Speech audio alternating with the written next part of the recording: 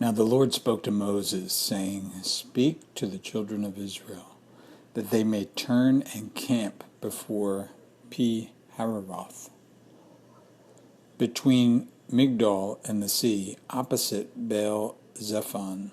You shall camp before it by the sea. For Pharaoh will say of the children of Israel, They are bewildered by the land. The wilderness has closed them in.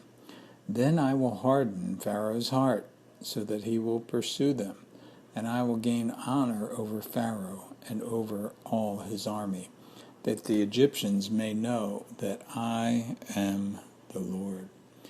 And they did so. Now it was told the king of Egypt that the people had fled, and the heart of Pharaoh and his servants was turned against the people. And they said, Why have we done this, that we have let Israel go from serving us? So he made ready his chariot and took his people with him. Also he took 600 choice chariots, and all the chariots of Egypt, with captains, over every one of them. And the Lord hardened the heart of Pharaoh, king of Egypt, and he pursued the children of Israel. And the children of Israel went out with boldness. So the Egyptians pursued them, all the horses and chariots of Pharaoh, his horsemen and his army, and overtook them camping by the sea beside Pi-hahiroth and before Baal-zephon. And when Pharaoh drew near, the children of Israel lifted their eyes, and behold, the Egyptians marched after them. So they were very afraid, and the children of Israel cried out to the Lord.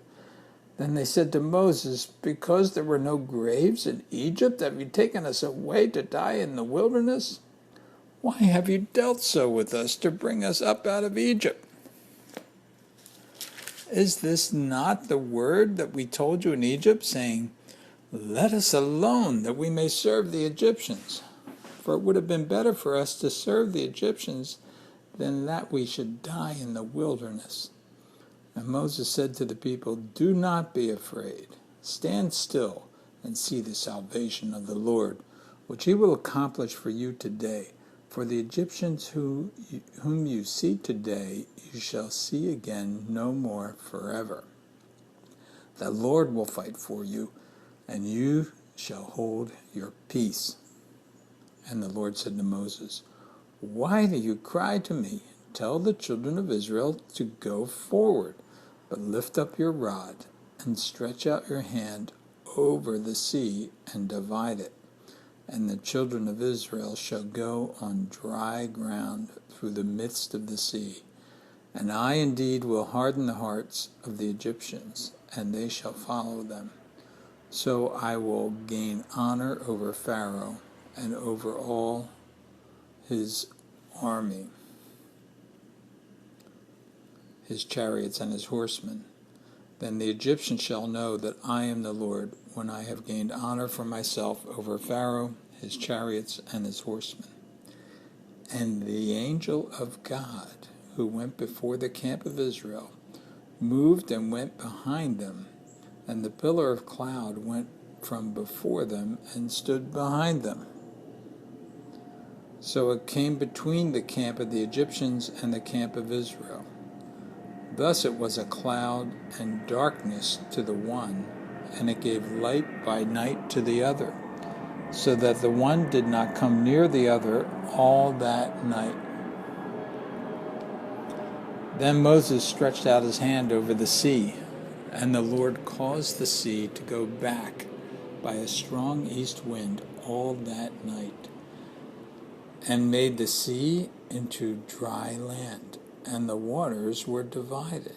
So the children of Israel went into the midst of the sea on the dry ground, and the waters were a wall to them on the right hand and on their left. And the Egyptians pursued and went after them into the midst of the sea, all Pharaoh's horses, his chariots, and horsemen. Now it came to pass in the morning watch that the Lord looked down upon the army of the Egyptians through the pillar of fire and cloud, and he troubled the army of the Egyptians. And he took off their chariot wheels, so they drove them with difficulty. And the Egyptians said, Let us flee from the face of Israel, for the Lord fights for them against the Egyptians. Then the Lord said to Moses, "Stretch out your hand over the sea, that the waters may come back upon the Egyptians, on their chariots and on their horsemen." And Moses stretched out his hand over the sea, and when the morning appeared, the sea returned to its full depth, while the Egyptians were fleeing into it. So the Lord overthrew the Egyptians in the midst of the sea, and the waters returned and covered the chariots, the horsemen, and all the army of Pharaoh that came into the sea after them. Not so much as one of them remained. But the children of Israel had walked on dry land in the midst of the sea, and the waters were a wall to them on their right hand and on their left. So the Lord saved Israel that day out of the hand of the Egyptians, and Israel saw the Egyptians dead on the seashore.